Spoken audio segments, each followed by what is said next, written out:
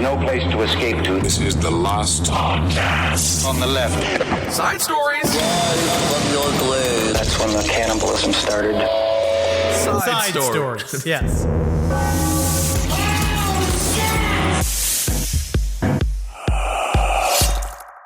Man, oh man, I think I finally shit out the rest of that deep dish. You got rid of it? I'm still sitting in it.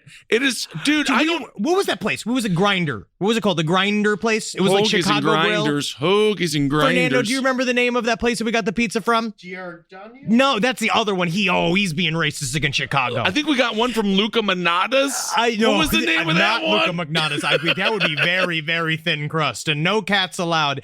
We had this type of upside down deep dish pizza in Chicago where it's like it looked like a mushroom tip, which is a wink, wink, mushroom tip. It definitely looked like you could put a nipple on it. Yeah, it looked like a big titty, and that's what made me like it. But it was just kind of like a bread bowl, but it was pizza dough, but filled with pizza content inside of the bread bowl, which is honestly is very, very good. But I definitely we've talked about this, having a full, like, clear poop. It's very scary. Well, after you ate the pig's eye, that's exactly what happened to you as well. I feel like I just need to. I'm making my own Oleo. Do you remember Oleo? Olean? Was it Olean? Is that the one that used to drip out of you? Yeah, that was the fat-free chips that I was obsessed with. Anyway, welcome to Science Stories, everyone. Ben Kissel hanging out with Henry. We also want to welcome our Patreon viewers. This is an episode that we will be recording for Patreon, so if you haven't subscribed yet, please feel free to go and do that. Thank you all so much for your support. Thank you for your money, and this is what we fucking look like. Yeah, I'm sorry. I'm sorry, we've just lost all of our money. All right. Well, last episode, we talked about Dickie's barbecue. And again, how many times we'll do side stories, and I am so surprised by what the audience has an emotional reaction to, right? Like you with the Bears. To be fair, it is food-based. Yes. I think, maybe we have trained our audience. We are just like our mothers. Oh, fuck. No, we've attached emotions to food. Our audience has been poisoned. Every time they're sad, they eat. If they're happy, they eat. If we talk about food, they get heated. They get heated because we talked about this backstage a little bit. Like, we're not going to get into this, but no, we can't because it's an actual fight. It's an actual fight. But Kissel and I are both of the mind that food is such an important. It's like especially if like backstage, the type of things where it's like we want so much extra food. Yeah, I know it's bad. It's sickeningly bad because it's like, but still, the staff eats it. People eat all the food that's there. Everybody eats the food in the green room. To me, it's a sign of wealth and power. And I don't even care if it's a bunch of grapes and tomatoes. I like an abundance of things. I want piles of food. And there's nothing wrong with that. Nothing. And in no way does this mean that we shut our emotions off as children. No. In no way does this mean that buffets are my new dad. Absolutely it doesn't matter. Not. But when it comes to Dickie's, now Dickie's, of course, was the restaurant that a man got so mad that his order didn't have enough, I believe, barbecue sauce that he then shot employees. Mm-hmm. Evidently, Dickie's is not a good restaurant. Well, it's definitely not shooting good. It is not shooting good, or is this why that person shot it up? Obviously, that person was exceptionally mentally unstable, but Dickie's is terrible. 18 votes. This is according to an online. Oh, and thank you to Joel for giving us the big breakdown and all the various votes and reading all of the various, very intensely emotional emails. Absolutely. There's one that says Dickie's is the McDonald's of barbecue, which, you could almost say that's a compliment. Technically, McDonald's is sometimes the only thing you can truly depend on. Yeah. Because of all of the various chains, which we've discovered, McDonald's probably has the most unparalleled, like in terms of quality. If you get a type of McDonald's sandwich, it's exactly the same every place that you go. Absolutely. I'm also hearing that Dickie's has great catering. So it seems like there are some people that like Dickie's and some people who really, really hate it. For the most part, it's not good enough to kill somebody over. The thing about catering is you're going to eat it no matter what because you're just at an event. So you're going to eat whatever's there because you're trying not to get too drunk to tell your boss how you really feel or tell the secretary how you really feel. And both of them are not a good thing to do. Do be careful if you go to a Dickie's because in 2014, an employee accidentally put lye, which of course is a toxic cleaning agent, in the iced tea thinking it was sugar. There have been some mistakes. Is that a mistake? That's a crime. I don't know. That's a crime. All I know is it seems like now Dickie's has a poisoning and a shooting, and I never heard of it before. No. So dare I say, PR. They you know what they're doing? Catching the true crime wave. 2014 they tried. Yeah. And then now they're like 2022. Yeah. True crime. Why now? Because Dickies has to sell more crappy barbecue. I mean, someone's got to sling this barbecue. This pulled pork is not going to move itself unless it starts moving itself, and then call the government. Absolutely. A couple other updates. Number one, this mystery airborne slime in East Las Vegas that we were talking about, I think it was last episode. It seemed very interesting. It seemed very mysterioso because it was next to some weird clandestine airstrip where Sure. people flying in and out. But it turns out it is bee poop. So now when it comes to the bee, don't they have a lot of, speaking of press, good press, whether it be Jerry Seinfeld in the Bee Movie or us fuck being that like, movie. you must save all the bees. But now they're just taking dumps wherever they want. Maybe we need little bee bathrooms. I think it's diarrhea.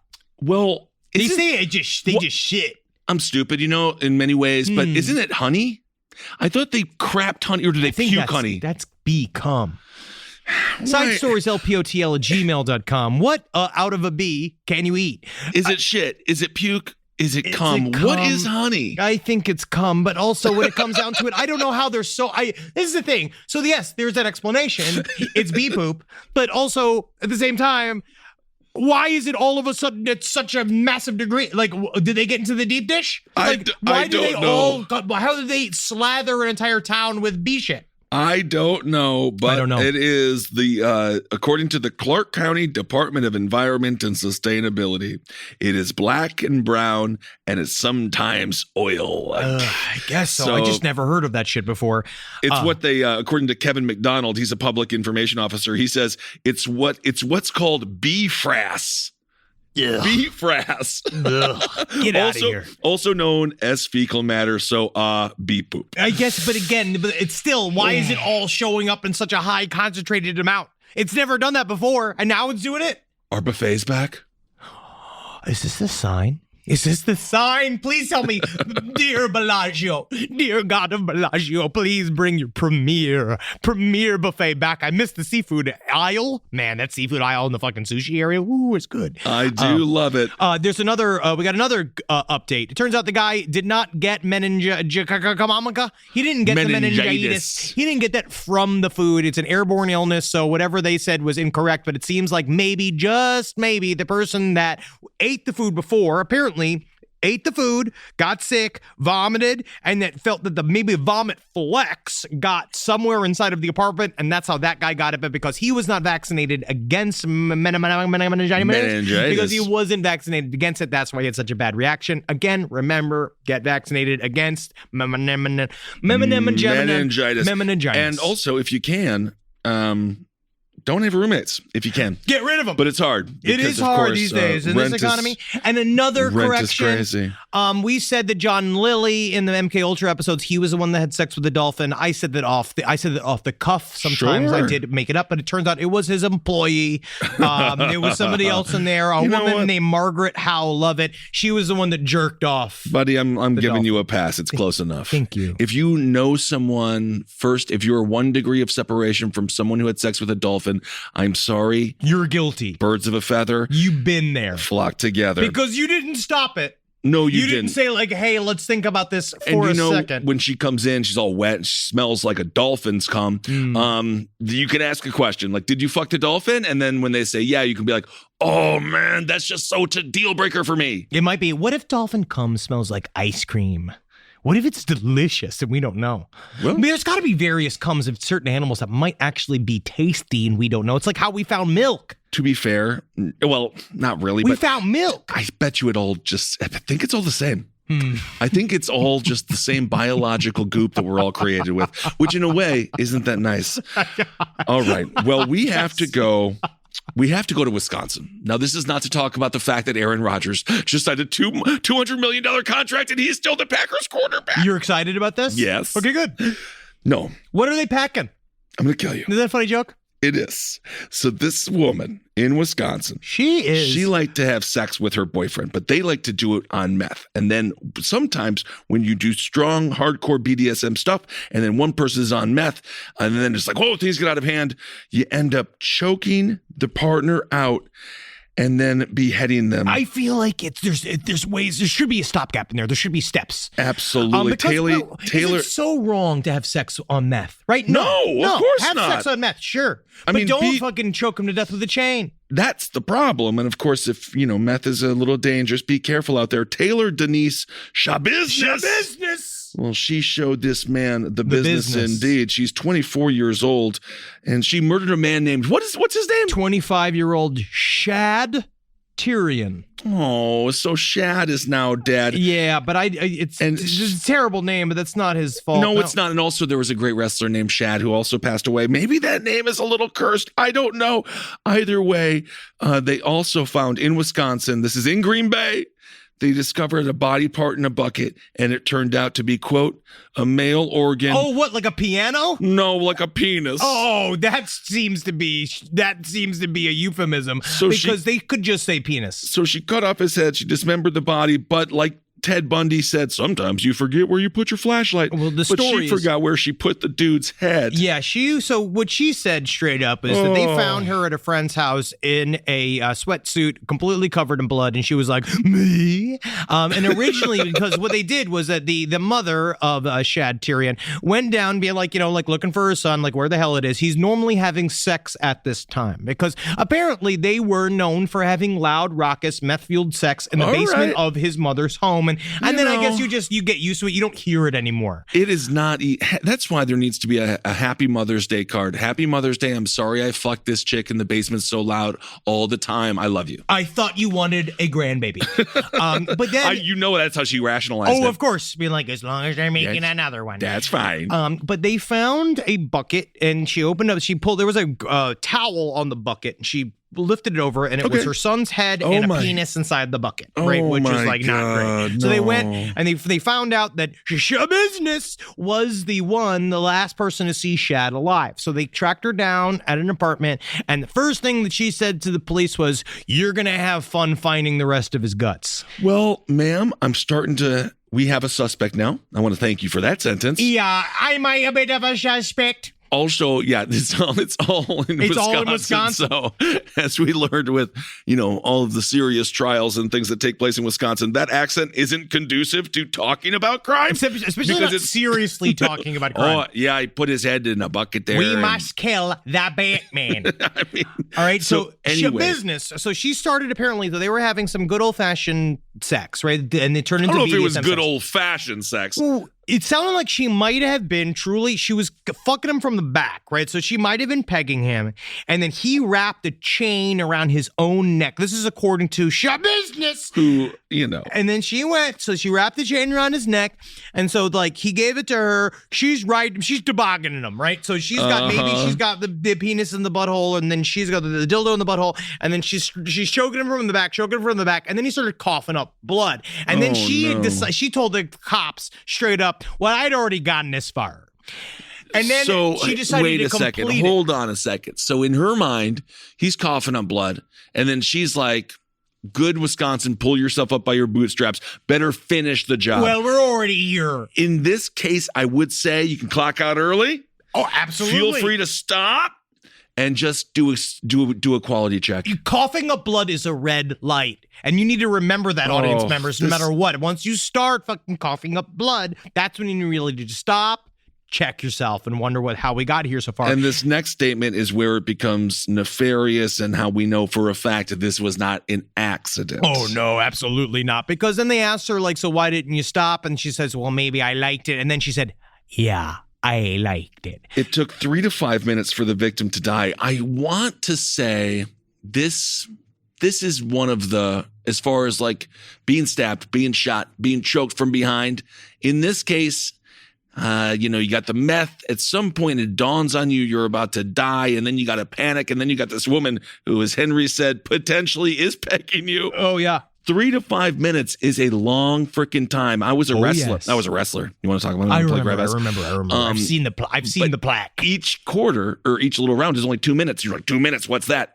It's a long time. Oh, yeah, man. And you get real tired. So 3 to 5 minutes, this dude. 3 minutes of solid lovemaking is the most tired you'll get. That was not lovemaking. But, that's true. I mean, honestly, you have to remember you're in the middle of that. So, Shabusiness then...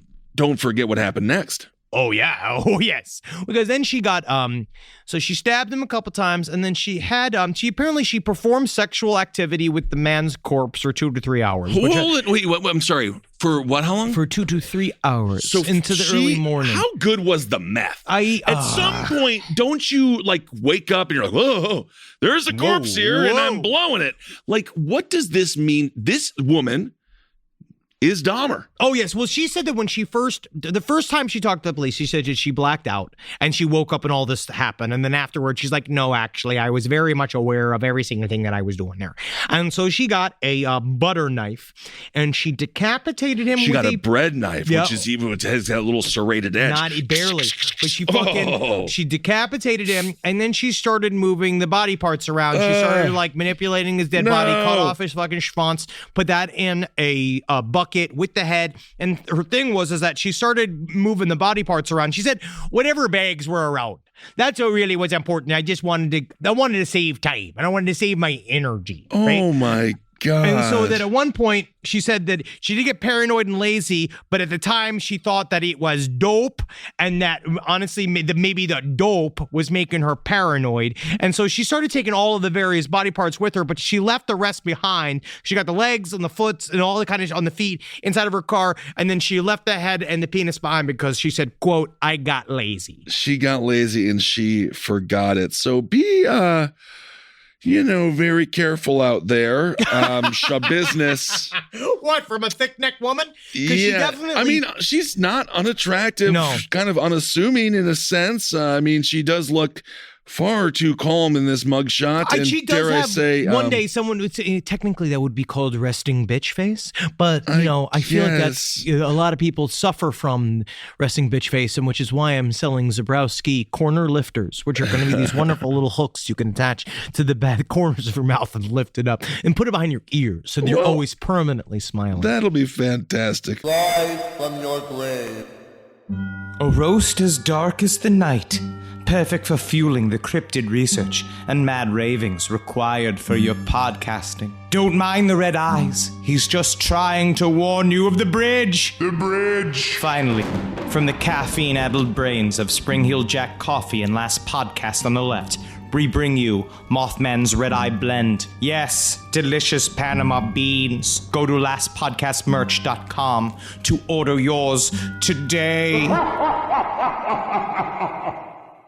All right. Well, speaking of killers and just absolute horrific acts because of sexuality, perhaps, this dude, be very careful on OnlyFans not to have your address out there because, what is it called? Parasocial relationships. Parasocial relationships. And honestly, this is not even parasocial. This is straight up stalker activity. And this person, you can never blame the person that something bad happens to. Absolutely, but she definitely, she had tried to protect her own identity, and this guy went above and beyond to figure out where she lived. Mauricio Damon Guerrero, he was taken into custody last month. So he's a dude.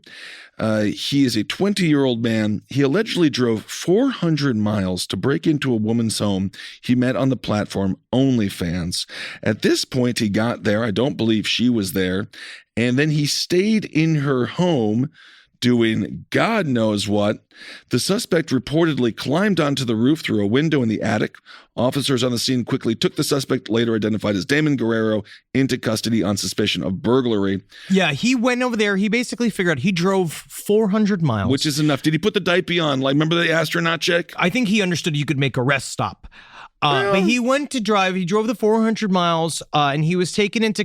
He drove the 400 miles, and he broke into the woman's home. And so while she was living there unaware, he lived there for about a week. Where they ended up finding him up in the attic. They found where he was with a couple of bottles of piss, food, and they then found his cell phone, which had videos of her asleep. Now, that is very, very frightening. Reminds me of that fantastic film Parasite.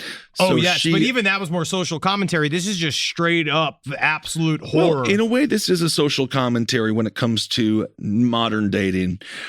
She said she gave him her previous address in New Hampshire, and then he had promised to buy her a TV and a fireplace, but then obviously he had no ability to do that, and it was all lies. While Amazon is not something that you can, we try not to support it as much as possible, but it is one of those things. What's nice about those lists is that it could control who can see your information. Why a lot of times people put up those gift lists of things that you can buy for various OnlyFans performers, people on Twitter. Like, you should just use that, because she told him the address. He somehow figured it out. And she said that she first found him in front of her apartment, where she walked outside, because I guess they had done a couple of chats where she'd sort of had seen him over Zoom a couple of times, but she had no intention to meet him in person in any way, shape, or form. Absolutely not.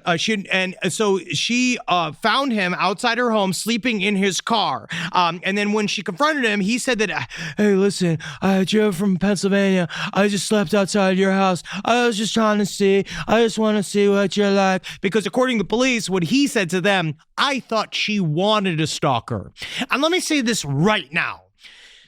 Nobody wants a stalker. Do we want a fan? Yes. Sure. Do I love when you send hot sauce to the P.O. box? Absolutely. Burn my asshole. Woo-wee. But stay, you don't need to be everywhere. You don't need to break into my home and film me while I sleep nude. Well, no, absolutely not. Give yourself 2 years and you'll be filming yourself while you sleep and selling it on your own Polish OnlyFans. I was trying to find a term that I talked about it on Top Hat regarding Amazon. 9% of the factories where they get their goods use slave labor. Oh, yes. And they call it... it's not good. They have a special name for it, which I thought was just so fucking insane. But anyway...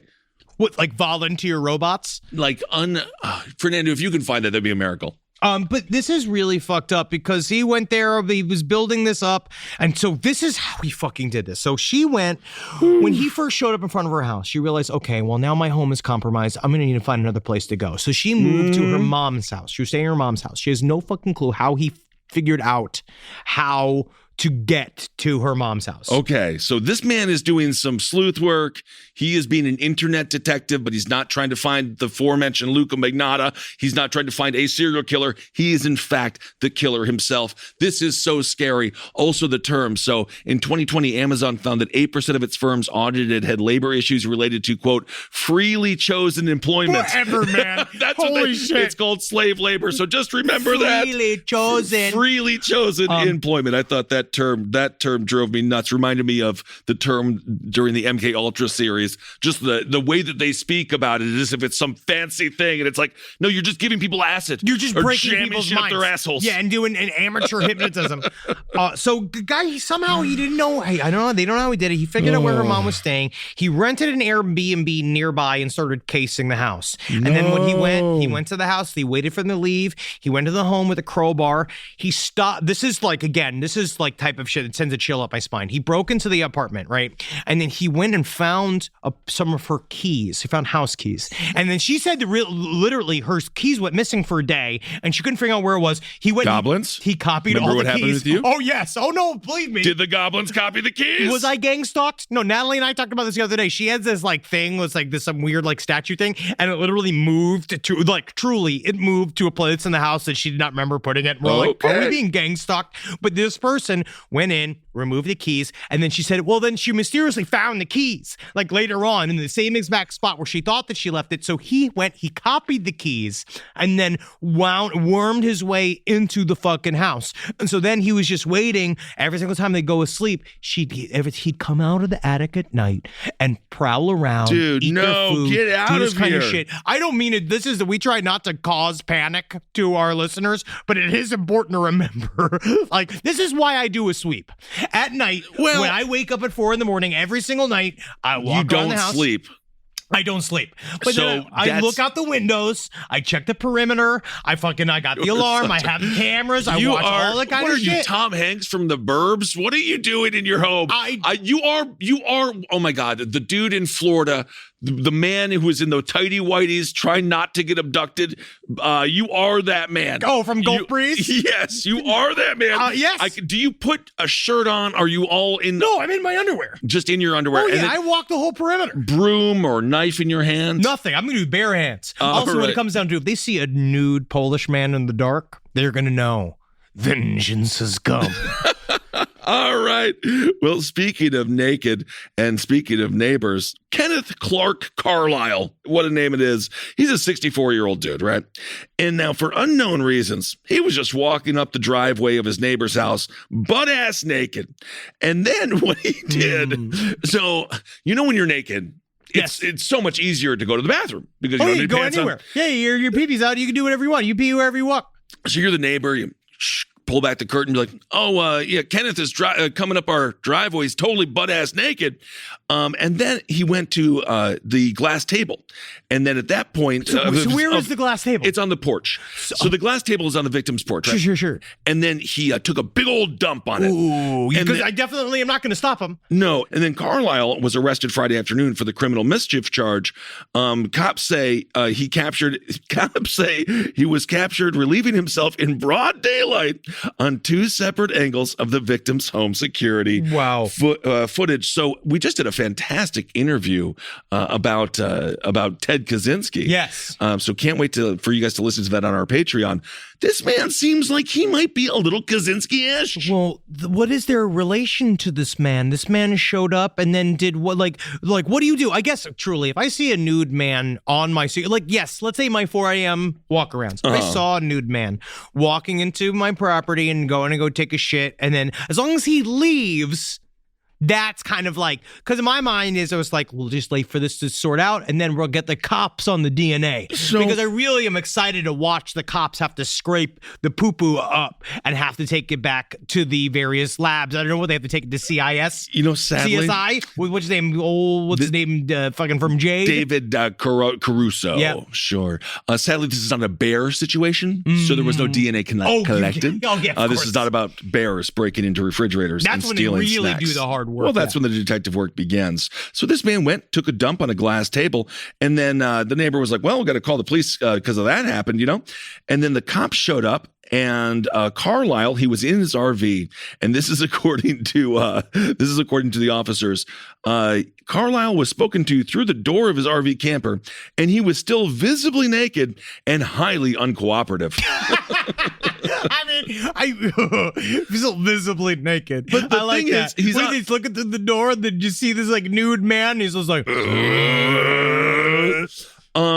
So he was on bond for criminal mischief, but it's only $250, but he still is behind bars facing several other charges stemming from a December arrest. It seems like Carlisle also was busted for drunk driving and discharging multiple firearms into a lake near his residence. this is really interesting because I hate like those law terms because like criminal mischief just sounds like someone's just having a little bit too much fun. He had too much candy. Yeah, but that's not what it is. I guess that's mostly vandalism. Would you consider that vandalism?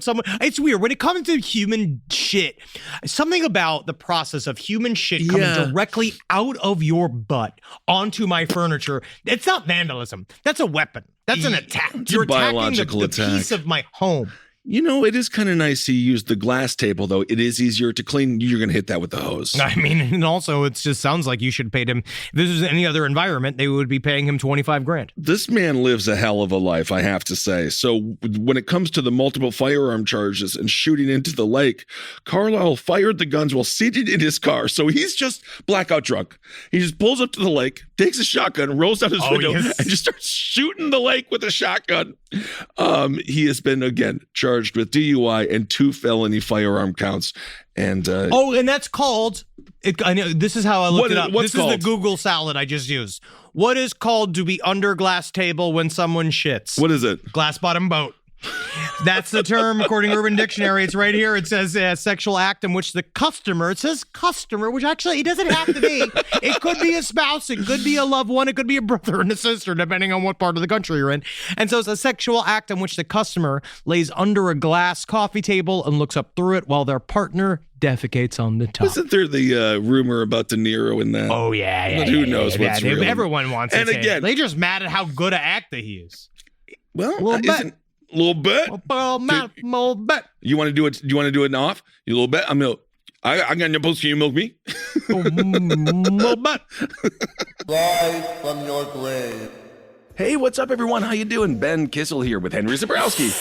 Yeah, it's me, man. Yeah, bro. Henry Zabrowski is smoking some of that sweet last podcast on the left, babe.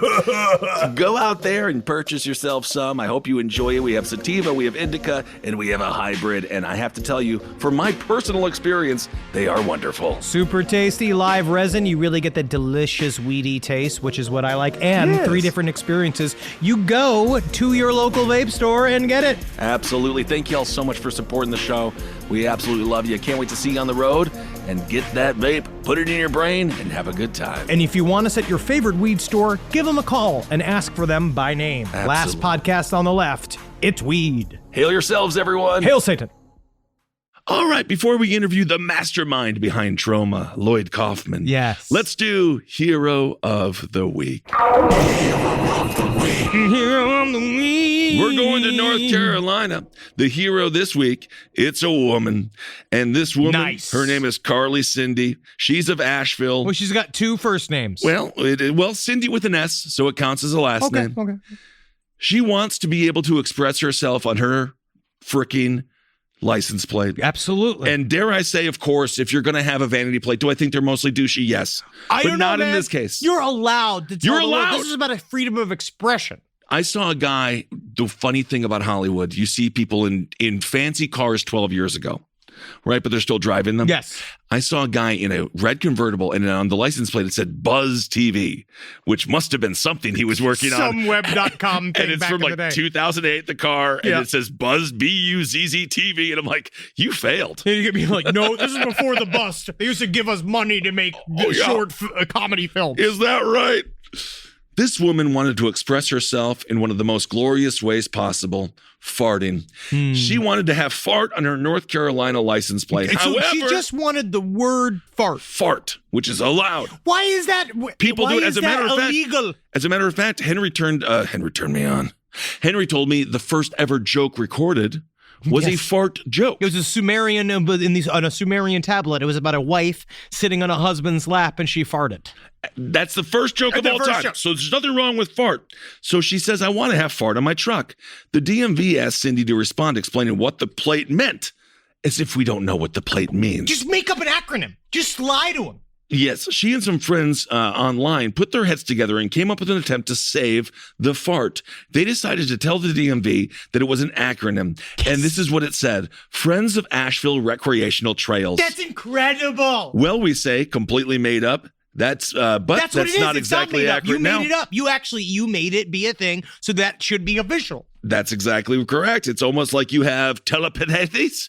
Now the group does exist. Yes. And Cindy says there is 15 people within the group. I love this. So the DMV did respond, and it's yet to be seen if the DMV will allow Cindy to keep using fart. These people are fucking But they weak. better allow her to, because again, look at all it takes is just do something. If you build it, they will come. If it's a brothel, but just do something. And then now she has 15 new friends because she wanted a vanity plate that said fart. They came up with a fake acronym, and now it's a real acronym. So that's why you're the hero of the week. It's just fart. And honestly, Who but good for cares? them. And I'm just so excited because it really come down to what's nice about maybe this is too far, but what's one fun thing about the American system is that if you do figure out a way to creatively get yourself through the system, you can do it. Like, this is really smart. The fact that they did this and they allowed it, because it really comes down to it, this is just stupid jurisprudence. It's just fucking assholes. Oh, it's just a moron. It's someone wearing like a JFK Jr. 2024 shirt being like, I don't think we can have fart on a license plate around here. There's class around here. Finally, there's goddamn justice in this world. I mean, none of it that we needed. But in this one time, we got it. In this one time. All right, everyone.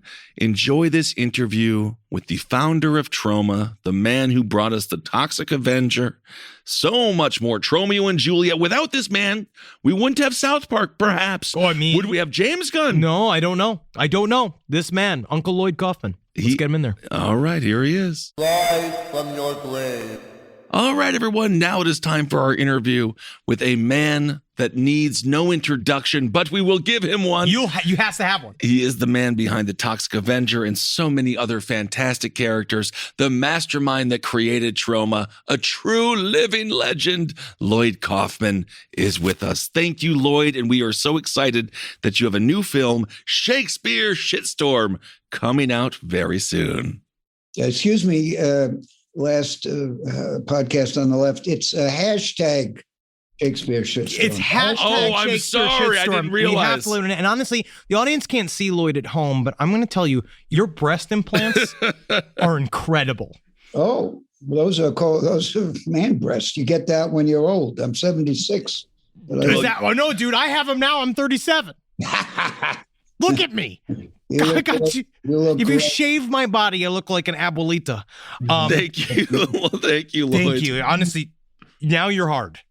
And I honestly don't appreciate that. This is a fantastic. professional I do interview. appreciate it. But we'll put the dates out there for those of you who know. Hashtag Shakespeare Shitstorm. Absolutely. What are the dates where people can see hashtag Shakespeare Shitstorm? It's April 8th through the 14th. This is going to be at Cinema Village downtown. This is one of my favorite theaters in the world, Cinema Village. And then the premiere is at April 8th at the Museum of the Moving Image in Queens. Beautiful. And you should really check it out. Hashtag Shakespeare Shitstorm. And I saw this at the digital premiere during COVID. And I absolutely love this movie. I really think in terms of like one of your directing pieces, like the movie that you specifically directed, this is truly one of the best ones I have seen. It's it's very funny. My question, Lloyd, is why The Tempest? Like, why did you decide to do a version of The Tempest? Because obviously you're like born to be Prospero. Like you could be Prospero on stage. Well, thank you for that. Tempest has been my favorite Shakespearean play. I would have shot it during the Romeo and Juliet days, but hemorrhoids. But cut out the hemorrhoids part. That's all good, that's buddy. A part of the brand. Our co-creator, Marcus Parks, is currently going through a colonoscopy. We have a lot of butthole talks as a group of friends, so don't worry about that. In my case, they're hemorrhoids. There we go. Boom. What are we talking about? I know. Oh, yeah, you asked a good question. The Tempest is my favorite Shakespearean play. I saw it for the first time with my mother when I was about 8 or 9 in Stratford, Connecticut. Maurice Evans and I can't remember the others, but it knocked me out as a kid, and it stayed with me through my whole life. And I figured I'll wait till I'm kind of Prospero's age, and when I can really get into his feelings. And so I waited on The Tempest to now, and it's the Tempest, as you know, is about the loss of power. Yeah, it's about magic. Clearly, I've lost power. Troma is sinking deeper and deeper and deeper into the underground. Not to mention the fact that I'm almost 80 years old, but I look older. No, you look fantastic. You look exactly technically what you look like as you get old. You do look fantastic, and of course, Troma is fantastic. And of course, Troma is such an iconic brand that it only gets stronger with age, as I think people take. It really does. As people take the artistic, all of the artistic ventures as a whole. You look at Troma and you're like, holy crap, look at this library of content and creativity, launching careers like Trey Parker and Matt Stone, and launching careers of course, James Gunn. I mean, these are some of the most famous, successful people in Hollywood. And so don't Troma is iconic, and it goes nowhere. It lives forever. Well, thank you. Now, even Samuel Jackson, we made an old black movie way before Boys from the Hood. We made it around the same time that Spike Lee was coming up.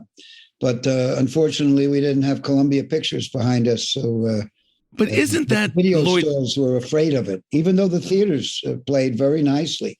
Well, theaters to this day are still like a place because we feel like when we do live performances, it's still just this like place to be yourself without worrying about censoring. Because really, thing comes down to, I feel like when people are all collective in a room to watch something, they're a little bit more, I don't know, like open to more difficult content and conversations. And it's not it's a full circular experience where you're saying the words and you're being engaged by the audience as opposed to, of course, social media, which at the end of the day is you just talking to yourself and a wall of other anonymous voices. When it comes to trauma, Lloyd, let's just go back in time. Wait a minute, 1 second. This is my 50th year. Troma has made at least 100 movies. We own another 300 or 400. We got the Rowan collection where we have preserved about 300 negatives of public domain movies like White Zombie and Sinatra and all the stuff that would have deteriorated. I've written 7 books. As you mentioned, you can't find somebody in L.A. who has not worked for Troma, from Trey Parker to Eli Roth to Gabe Friedman to Samuel Jackson to Fergie to Joy, the late the guy who crashed in the Fast and Furious, the whole thing. But yet you're the only ones who get it. You and our fans. No mainstream media gives a shit that I've had 50 years. They don't care. And that's a big problem. So it's thanks to you. You have the burden.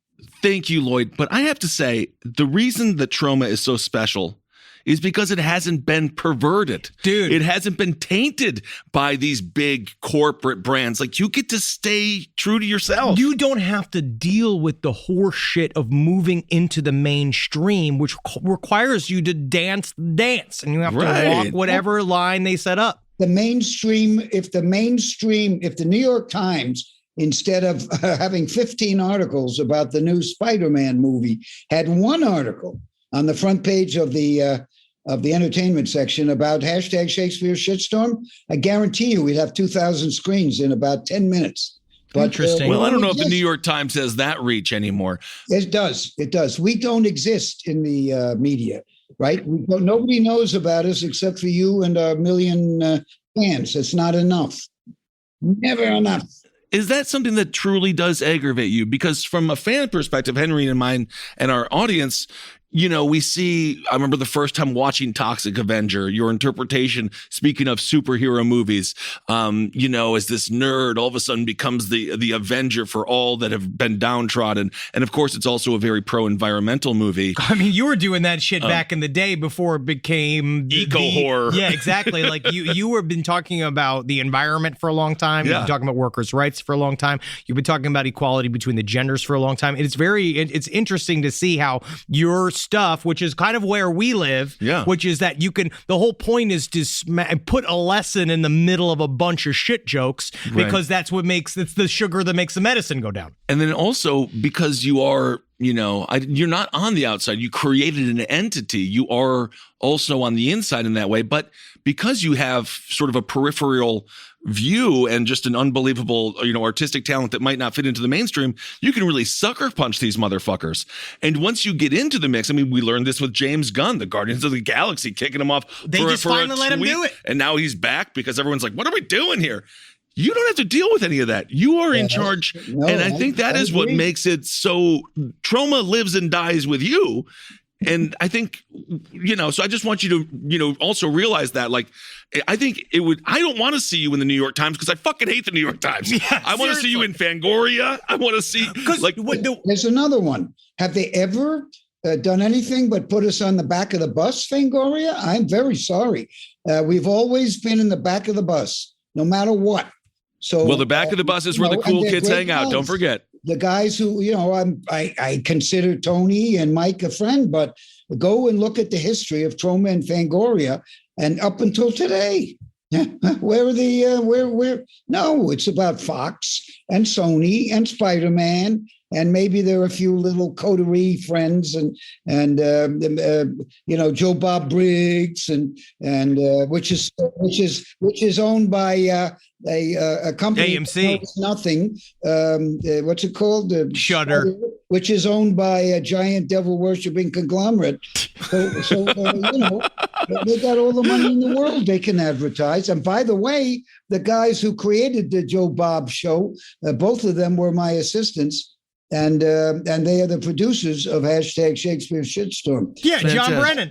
And John Brennan, yeah. Yeah, John and Brennan's Matt a good friend. Actually, Matt Mangiarides, I think it may have been his idea. He was in charge of our whole video home, what do you call it? Hard goods department. Hard goods. Brilliant guy. So it's got a monster, right? I gave you some other reasons. It's got a fairy. It's got a storm. Yes. It's got it's a low hanging fruit. It's a natural. But well, especially for your lens. The Museum of Modern Art gets us. The Museum of the Moving Image. Who else do you want? The art people get us, but not the. The art people. But don't forget, the art people are the people that keep art alive. Yeah, and Lloyd, no one. You just got to remember too is that people are going to love you so much after you're dead. You don't even have to worry about it. You are not the first to tell me that. You'll get in the New York Times when you're dead, and then it'll all be a huge irony. But I will say so in #Shakespeare Shitstorm. Okay.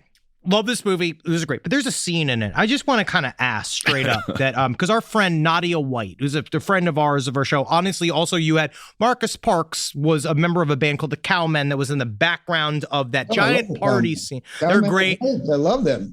Oh yeah, they were part of that big massive scene. And there was a what would call sort of what I would term it a vomit like avalanche, right? That does happen somewhere in the center of this movie, right? How did it start? Is that in the script? Like, did you write that into the script, or was that a thing that happened naturally and you're like, let's get this going? Good question. It's CGI. It's all CGI. Is it all CGI? Wow, I know there was well something done. vomiting. Look at it really closely, and you'll see. Did Nadia not throw up on her own though? Because Nadia's a trooper. She's a real performer. She really is. You ask her, but I say so we put in the CGI. It was supposed to be a diarrhea scene, and Nadia hadn't eaten anything. So, well, there you go. That's the power of Nadia White. I'm fucking with you. Everybody who vomits in our movie, it's real vomit. That's what I'm saying. In some cases, they might have put a little green stuff in, but that scene at the bar where you see that, you can't fake that. I bet you Steven Spielberg's going to start using, right? You remember Toxic Avenger? We had the first head-crushing scene in a movie, full head-crushing scene. Next thing you know, Spielberg, Soderbergh, they're all doing head crushings. Well, Scorsese had the fucking in Goodfellas. You said it. That's right. And by the way, there's a great show on Netflix called Sally Forever. And the woman who wrote it, directed, stars in it, has a featured role in the big budget Toxic Avenger movie. Yes. She shits on a man's face, and you see the shit come out and hit the guy's face. There's people who vomit on each other continually, and there it is, featured on Netflix with all the maybe whistles and talking to the cameras, all popular. Well, maybe you don't. Maybe you don't get with one of these big corporate oligarchs because it hits too close to home for them, and they really can't handle that. We need to sell tickets. The only thing we need to sell tickets. We have to. If the fans don't support us, we can't stay in business. That's what's nice about when Joe Bob Briggs showed Troma's War, because I absolutely loved that episode. Because what's really interesting, what Shudder is doing, is I love the fact that they're going through the archives and showing shit that no one has seen before. I never even heard of Troma's War. And then watching it, I was just like, that went up into my top 10 Troma movies. Oh, thank you. Seeing it for the first time. Joe Bob is a real cineast. He loves film and he loves culture, and he's read a book or two, and he's well educated. The people at Shudder are idiots, so I don't think it has anything to do with them. Who knows? It has nothing to do with them. It's Justin Martell, Matt Mangiarides, John Brennan, Joe Bob, And by the way, our production designer on hashtag Shakespeare's Shitstorm is the production designer for Joe Bob. Pretty much the whole crew is Trauma alums. So it's because of them. It has nothing to do with the idiots at Shudder. They will, 50 years from now, they'll be calling up my grandchildren to see if they could show hashtag Shakespeare's Shitstorm. There's no way Shudder thought Toxic Avenger, Trauma's War, Romeo and Juliet, Bloodsucking Freaks, Mother's Day. There's no way they understood those movies. Bloodsucking Freaks. That movie was amazing. But when it comes to inspirations, you mentioned you inspired Steven Spielberg, a lot of other creatives. When you hear Matt and Trey and James Gunn and the people aforementioned that you mentioned, when you hear of their success, does that make you proud? Because people refer to Trauma as university. Oh, very much. It's where people go to learn film. You learn to work on a budget. Well, it's why Murder Fist did sketch comedy, because we're all people that did it. Like we didn't realize just how much, and I'll say this straight up, just how much we directly stole from you for years. So with Trauma, you learn all of these different skills. That must be something with you guys, but you got successful or something happened. I don't know if that happened. I would definitely just say that I don't have another. Our sketch group ran out of steam, and now we're doing podcasts. Well, if you happen to run across a script or write one, I don't have something I'm obsessed with right now. I'm producing 2 movies. One is called Weird Dear, with much of the crew from hashtag Shakespeare's Shitstorm. And then Mercedes the Muse just finished Divide and Conquer. And Fantastic. then Liam Reagan is who is working on Weird Dear, but he's producing in England, and I think they're editing now. So Trauma movies in production, but I don't have something to direct. So if you guys come up with something.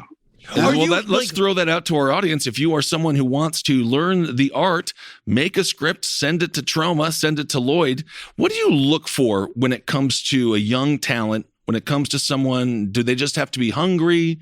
When it comes to a young director or writer, just tell our audience a little bit, because you've been around for fucking 50 damn years. What kind of skill sets do you think are, the best to make the best film and things like that? Especially for Trauma film. Oh, well, the skill sets for Trauma is A, love cinema, and B, love Trauma. All the people that work for us, we only have about 10 employees. Yeah. They all started as, observers, basically, fans. Everybody. And they're lovely people, and they're motivated by trying to be involved in making some art that they believe in, and they learn. And the best, I think, James Gunn really has it all. He's very talented. He's got a master's. He's written a novel during his when he was a graduate student, and he works his ass off. And he's a good guy, and he's very good with talking to people. He's a people person. Yeah, of course he's going to make it. Same with Eli Roth. These guys are well educated. Went to good schools. They've read a lot of books. I can't say I know Samuel Jackson. If I met him, I didn't direct that film, so maybe I met him a couple of times. But Trey and Matt, same thing. They're very well educated. Trey Parker has an encyclopedic knowledge of Trauma and the Broadway musical, which is basically my beat. I'm heavy into musicals, so that's how I understood Cannibal the Musical when the Shudder people or whoever were there before Shudder and all the other mainstream idiots in suits didn't get it. How could you have a musical about cannibals? We can't distribute that. Yeah, it's dumb. They're always wrong. They're always incorrect. We were all told that podcasts were a waste of time for years. We were told by all of our people, we were told that all of this was a waste of time and it was never going to do anything. And it just shows sometimes you have to stick by your guns and do what you believe in, which also kind of brings me to a question of so you're producing still, which is awesome, but you really still do, you want to direct again? You want to get back in there? You want to get back in the seat? If there's something that's very original, can be any genre, or genre, if you speak. Genre. Very good R. That's a good R. Thank you. And I'm open to anything. Doesn't have to. What about the Lloyd Kaufman story? Oh, about I would a young love that. gigolo, Lloyd Kaufman. Like, he's out there. Like, obviously, he was raised in a brothel to be the ultimate, Lothario of women, but he still loved film, and so he had to be torn away from his job of being this traveling, essentially male prostitute for the government. Half. Oh, I like Loman. that. Well, wait a minute. You're onto something. It's half Willie Loman, but half male prostitute. I'm thinking, I honestly think that's not a bad idea, but the idea of like almost a biopic about the beginning of Troma. Well, interestingly enough, I am working on something. Maybe when we get a little bit of a synopsis, you guys could read it. Or of course. maybe when we get a first draft, which is it's got sort of a Salt Lake City punk part, kind of my SLC punk, yeah. But then it takes a very harsh turn and moves toward Dostoevsky, which the people at Shudder have never heard of. Interesting. So, I like that. Yeah, I have to ask, between Sergeant Kabuki Man, again, the Toxic Avenger, Romeo and Juliet. Thank you. What are some of your favorite characters when it comes to Troma? What are the ones where you're just like, these are my babies? Who do you fight? Because we know Doug Sackman. We have a mutual friend with Doug Sackman who has kind of he's the helm of Sergeant Kabuki Man, and he seems to hold that. Like, he brought Sergeant Kabuki Man to the 2020s. Yeah, who's your most iconic character that you created? Well, my wife says that Toxie is basically me getting older in each movie. Yeah. And I imagine there's some truth there. His significant other is the one who, is the boss, all that kind of stuff. Oh, yeah. And she's blind. I guess it has to be Toxie. Yeah, that's the number one. And in terms of identifying with a Troma character, every once in a while I have a little pang for Dolphin Man. Yeah. Because I do have breasts, and Dolphin Man is a mammal. What else? I think the most personal film is #Shakespeare's Shitstorm, and it feels like it. It has a haunting, like, that's one thing I tell people about Troma movies, and this idea of, like, when you rewatch Toxie and you rewatch these things, there actually is sort of a, like, not to, belittle it in any way, but there was a real emotional center to these things that allowed them to work. And Shakespeare's Shitstorm actually has this kind of feeling of, I guess that's why when I watched it, I actually felt very sad, because it kind of felt like, oh, is this Lloyd saying goodbye to directing movies? Is this his, like, final, like, I did it, this is my statement? Because it kind of feels like it. I think you're close. Unless something awfully good comes along, I think that's it for me. After the movie #Shakespeare's Shitstorm finished principal production, and remember, we had 6 weeks in Queen and 2 weeks in Albania. So that's right. Yeah, you guys went all the way to Albania too to shoot. Correct, and you can see a lot of production value and trained. That's where we trained the whales, the whole thing. So the point is that after the movie was over, I made a tribute to one of my favorite directors, Alfred Hitchcock, by actually having vertigo. That's perfect. That's incredible. I had like a room spinning around for 3 days, and I hadn't had a drop to drink.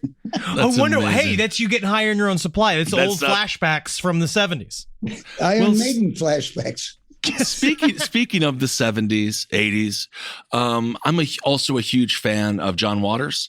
I remember growing up on, like, Desperate Living, Pink Flamingos, but both of my older brothers are gay, and I don't know if that has anything to do with the fact that I watched those movies very young, probably more so. Yeah. I mean, the idea of understanding true camp as a little boy is actually very difficult. And when we look at, like, the 70s art movement and the 80s cinematic art movement, do you see any, like, when it comes to Waters and yourself? Because I hold you guys in the same kind of prestige in this way of, like, these movies shock you. Yeah. They're like, whoa, that's different. I haven't seen anything like that before. I haven't seen a chicken get fucked to death. That usually doesn't happen. Eating Matthew, eating all the eggs. Did you guys have a competition with each other, or did you guys ever cross paths? We have crossed paths. Yeah, I'm not particularly, how do you say it? He was, to me, he's more of a, how do you say it? I mean, clearly the guy has a wonderful, brilliant body of work.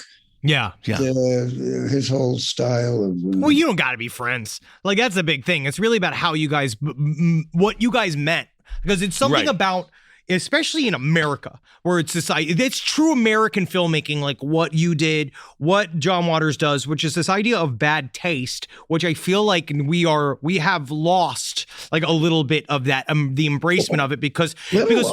I mean, obviously. Everything is bad taste today. Everything is considered bad taste. I just watched a wonderful movie with Steve Martin called My Blue Heaven. Oh, I love My Blue Heaven. You couldn't make that today. They would never let you make that movie today. The woke crowd. Bad taste in the truest sense. You know, you look at someone like Peter Jackson, who started with Dead Alive. When it comes to bad taste, theoretically, that movie is, also, it's brutal. And a freaking lawnmower taking people out. Didn't he? Was that his first? Yeah, you're right. Bad taste. Yeah. And Dead Alive. Yeah, and then there was Dead Alive. And then the concept of bad taste. It's really interesting, the idea of like, because also the thing about all of these bad taste movies, Trauma included, is that they have been the home for many people that have not found a home other places. Exactly. It really is like, especially if you look at now, if you go to Trauma now, like you can go watch.trauma.com. Like if you look at the body of work that's now within Trauma, there's so many themes of like, LGBT inclusion, people, all sorts of, if you don't fit into a space, Trauma will have you. That's right. And all of these places seem to have that aspect of like, there's a part of the shroud of bad taste also allows you to actually be more accepting of alternative lifestyles. Well, certainly we've been way before Al Gore invented the internet. We've been on, he should be killed for that. He was bragging about it 21 years ago or so, 22 years ago. We were ahead of him. Anyway, I don't think one can fault us, really. But the interesting thing is, you did give a home to a lot of people that were, again, maybe searching for something. There's a lot of unique perspectives that Trauma provides. Right. Throw a lot of that stuff out there, and so I know that you've been sort of upset with not being embraced by the mainstream, but because of that, your doors were open to a lot of people, that desperately needed you. Who knows where these people would be without you? Your daughters are going to spend a lot of time having to go through your possessions to give them out later on, and I can't wait to be there at your home, helping strip it. I'm going to help strip it, and honestly, you're welcome. Come and have a cocktail. If you guys ever want to have a cocktail. I absolutely would love to. I'll give you a one-of-a-kind. My place is a little bit like Kevin Eastman's, except I've got stuff that's worthless. His house is a museum of tchotchkes and that's mine. Oh yeah, that's what I'm slowly becoming. I feel like it's just the type of person where you just build up a collection of all of this stuff over years of being an asshole. Come over, I give you a unique, one-of-a-kind souvenir from the home of Uncle Lloyd. Oh, that absolutely! Sounds great. Straight up, my Trauma certificate is one of my prized possessions, and I have it on my wall, and and it means a lot to me. Well, it does. It comes from the heart, Rupert Murdoch cannot buy love or word of mouth with all that money. Or a boner. No, we can't. But I honestly think that there is big things for Trauma in the future. I do think that there is the brand is strong in terms of people this generation is really getting into the horror movie, the true horror movie scenes of the 70s and the 80s, and they're discovering it. Like, horror is stronger than it's ever been. And it's because when people get together, everyone's like, they're all dressed like vampires or whatever, and everyone's just like, hey, how are you? I'm Ben. I just want to go have a couple of Bud Lights. Want to hang out? Like, everyone is so sweet, and you helped create that world. So we want to thank you as horror fans. If John Waters had a festival like Trauma Dance, and he invited me to be on a panel or to speak, I would do it for free. Now, he's got all the fucking money in the world. And I asked him to be on a panel with James Gunn, Ty West, and Trauma Dance Film Festival. We've been doing it for 22 years. He said he only does things if he gets paid. Well, it's America too. Also, the people at New Line were the absolute scum of the earth. And somehow he was able to deal with them. So well, honestly, you got to play the game. But meanwhile, clearly there's a big money thing going. And I will say that from the time that the bourgeois movie made about the housewife who with that beautiful woman who became obese, I say from that time on, trauma trumps John Waters on every film. Even the movies we didn't make. Well, you know, Trey Parker, all that stuff is better. It's not a competition, but indeed, Troma wins the hearts and minds of people. I know, this is the thing. Like, I actually I commiserate with the chip on the shoulder, because that is what Dave Willis, who created Aqua Teen and worked on Your Pretty Face is Going to Hell with me. It's like we both said this. The chip on the shoulder is also the fuel. It's the coal that it ultimately it is going to kill us, Lloyd. Yeah, but it is that chip. That's the only problem. That's the thing that makes you strong. You don't want the chip to get too heavy, then you fall over like the Flintstones card. You're right. You're right. My wife gets upset because I yell at the television. She watches Now, honestly, that's a show I would watch. Dude, this Lloyd is literally yells just, at the TV. I just see myself in a fucking time machine because it's me and my wife at the same. God damn it! Stop yelling at the television, Henry. It's Drew Carey. It's fine. He wasn't even in competition. But before we go, is there a line of advice that you could give to young people that are out there like trying to make movies? Like, I know that like a little bit what you said on Joe Bob, I really appreciated the idea that like it's so much easier to make movies now than ever before. Like you can make shit. Like what's something that you like, what's something for young filmmakers to know about what they should do to get their first movie out the door? And because everyone can make one, there's also more competition. So it might be a little bit more difficult to stand out, which of course is something you know how to do. Well, for one, I've written 7 books. 5 of them are all about filmmaking. Make your own damn movie, direct your own damn movie, produce your own damn movie, sell your own damn movie, whatever. We have a video, make your own damn abortion that I did. Buried somewhere. Hey, by the way, never mind. I'll keep going now. I was onto something. The books. But I think there's a big decision. Do you want to be totally independent artist, which you kind of can do with today, because you can make a movie for $2,000, a feature-length movie, and still be a dental hygienist and make a decent salary. So that is one way to go. Starting your own Troma is probably impossible, but I think you can do your own distribution now, not necessarily through Troma, but doing what we do, exactly what we do. Read my book, Sell Your Own Damn Movie, because I think that will help. The other decision at the crossroads is go out to the City of Angels, work your way up through the corridors of power, and if you have talent and if you have an ability to to actually do what you say you're going to do, which very few people do have, and if you've read a few books, it's like shooting fish in a barrel out there. They're all so stupid. So people like James Gunn and Trey Parker, you guys, if you wanted to live and go out there every day and pitch and write, you'd make it. Woody Allen says, this is probably the best lesson I could give you. Woody Allen says success is 88% just showing up. Oh, I agree. I completely agree. And you need some high quality knee pads. Absolutely. That's another thing Woody Allen said. All right, Lloyd Kaufman, thank you so much for being with us, man. You are an absolute icon, and it was wonderful. Woody Allen's also fucking his daughter, apparently. So. Yeah, that was kind of the joke there.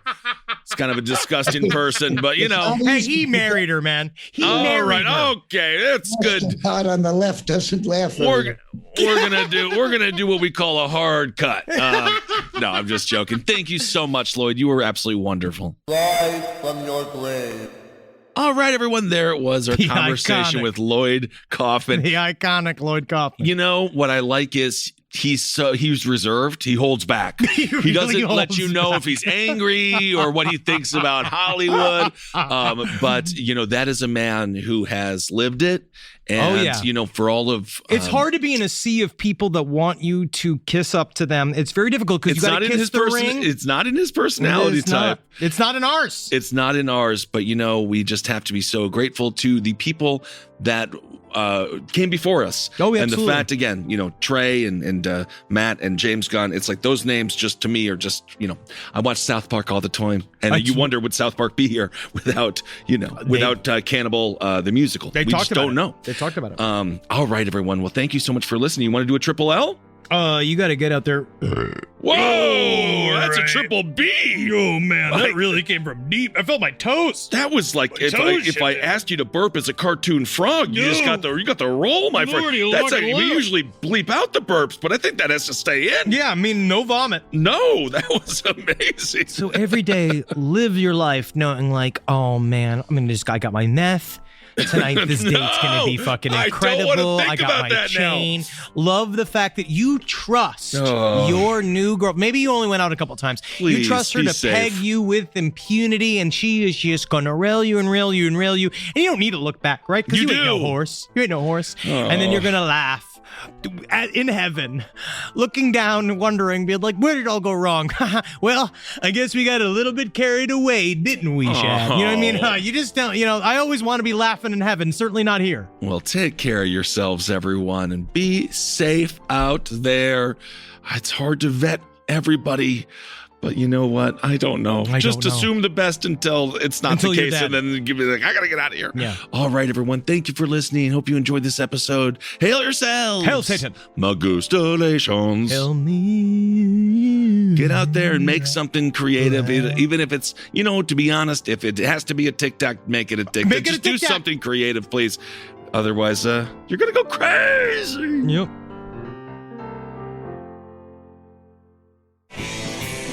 This show is made possible by listeners like you. Thanks to our ad sponsors, you can support our shows by supporting them. For more shows like the one you just listened to, go to lastpodcastnetwork.com.